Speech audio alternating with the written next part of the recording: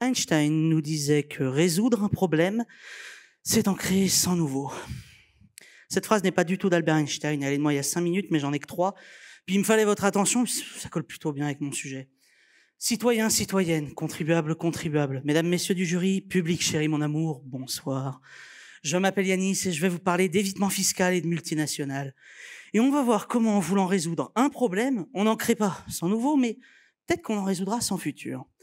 Permettez-moi un petit état des lieux d'abord. Nous avons d'un côté les multinationales, elles se structurent et se construisent au-dessus des États, on dit qu'elles se globalisent, et ça va de plus en plus vite grâce au numérique. Alors on pense Google, Facebook, Amazon, mais en fait ça touche toute l'économie et on ne peut plus vraiment séparer le numérique du reste. C'est pas un mal en soi d'ailleurs. De l'autre côté, on a les États, le droit fiscal, et le droit fiscal, c'est les impôts.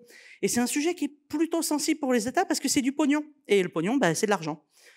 Mais en 1920, on voit quand même apparaître le droit fiscal international. Notons qu'en 1920, le numérique, c'est calme.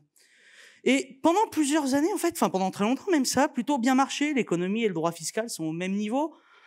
Le droit fiscal international s'adapte, il évolue, mais il n'est pas prévu dans ses outils et concepts pour affronter la numérisation et la globalisation.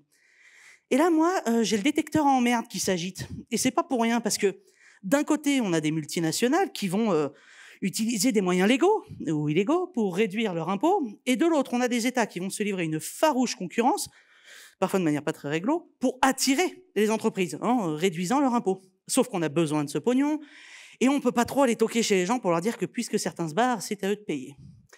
Alors on pourrait se dire qu'il suffirait d'adapter les outils actuels, mais c'est trop long, c'est injouable, enfin c'est trop risqué. Donc il faut d'autres solutions, et c'est là que mes potes et moi, on rentre en jeu. Mes potes, c'est les réformes fiscales de l'OCDE. Ça fait 3 ans que je parle à l'OCDE dans mon sommeil, aidez-moi.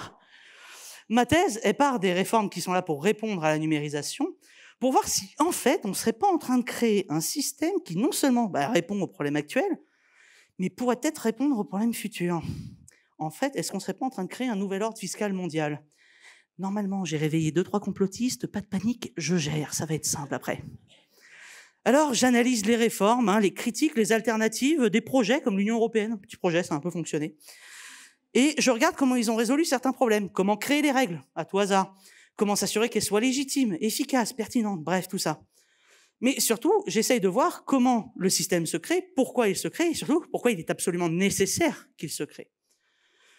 Dans l'idée, j'étudie la construction d'une grande maison en pierre. Je vérifie que chaque pierre soit solide pour que la maison soit solide et qu'elle ne soit pas renversée au prochain grand changement de l'économie. Que dans mon domaine, on appelle un orage en fait, parce qu'on est un peu des gens chelous. Je vous remercie de m'avoir écouté. La bise à Albert Einstein.